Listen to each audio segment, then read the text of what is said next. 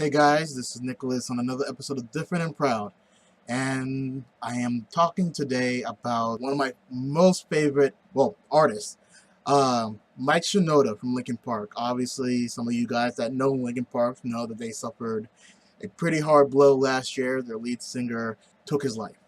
I definitely think this is an aspect to kind of talk about when it comes to mental health, but I don't want to necessarily talk about the lead singer being Chester. I want to talk about Mike, considering that he is a survivor of that. And I think a lot of people would kind of go, well, I'm just going to kill myself.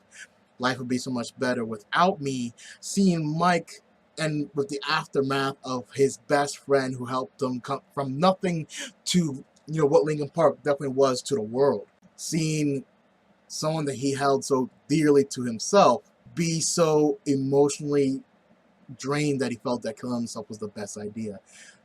I'm not saying that what Chester did was bad.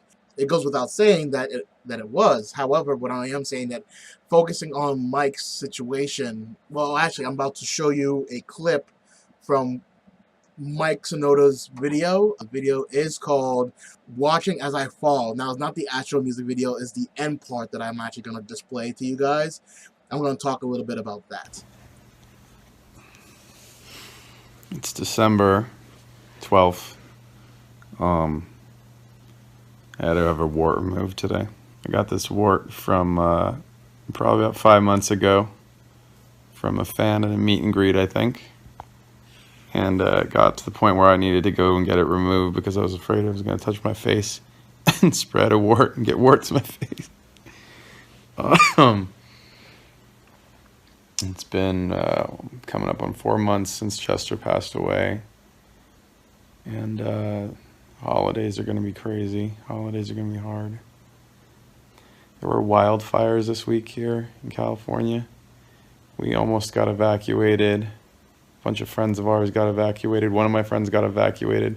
And then they got to another house, and then that house got evacuated. And that happened 5 times before his wife just took them and their kids up to see her parents. And they went out of state because she was tired of getting moved around.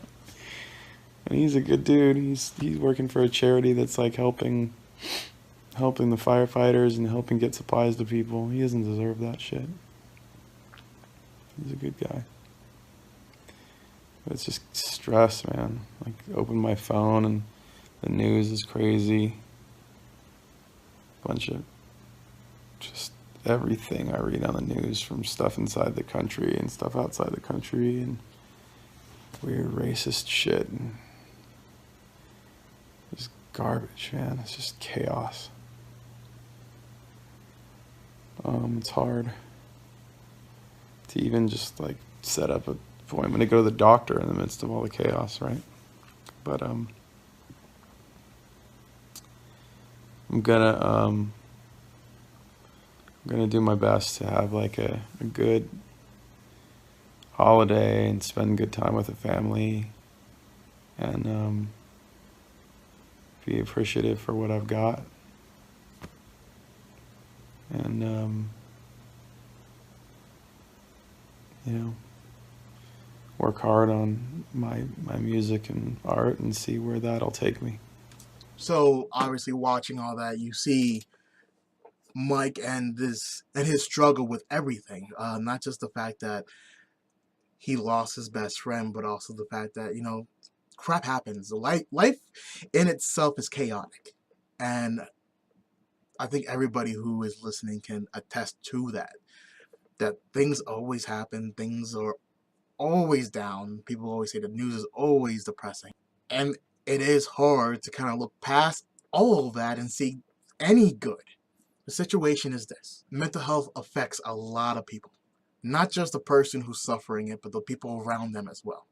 And to live with mental health is chaotic. Normal life is chaotic, so imagine chaotic, and then mental health is a boom right up there.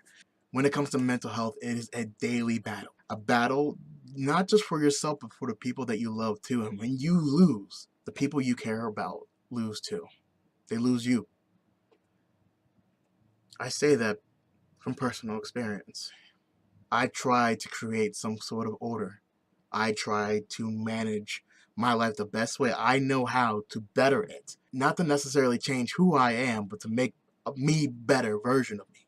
The solution, in my opinion, and please understand this is always my opinion, it is important to realize that you don't have to go through anything alone. Sometimes it seems like the chaos is too much and it seems like people just don't get it. And if you feel alone, I'm sorry. But there are ways to not feel alone. There are groups that you can join. There are people who understand or who are at least willing to listen. I am blessed enough to know that there are people in my corner. They might not understand everything that I tell them. They might not understand everything that I have to go through. But at least I know that I have that support. And also keep in mind that when you are battling your own mental health, you're not just battling for yourself, you're battling for them too.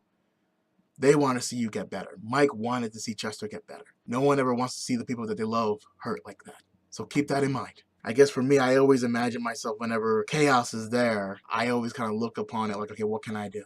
And what I do is usually never run and hide. What I do is never just ignore it. I always try to see like if it's something that's actually affecting my life and if there is something I can do about it, let's see what I can do. With mental health, it's not always that easy. Sometimes the person standing in your way is you. But if you think about that, if it's always you, then you are your own worst enemy, but you know your enemy more so than anybody else. Know that you can do this. And it's tiring. Trust me, I know. But you can. You can win the battle even amongst the chaos, amongst the hatred in the world and everything else in it. There's still good here. Please know that. And if you don't think there's any good here, then it is, in my opinion, your responsibility to create some. That's all I got. This is Nicholas for Different and Proud, signing out. Stay proud.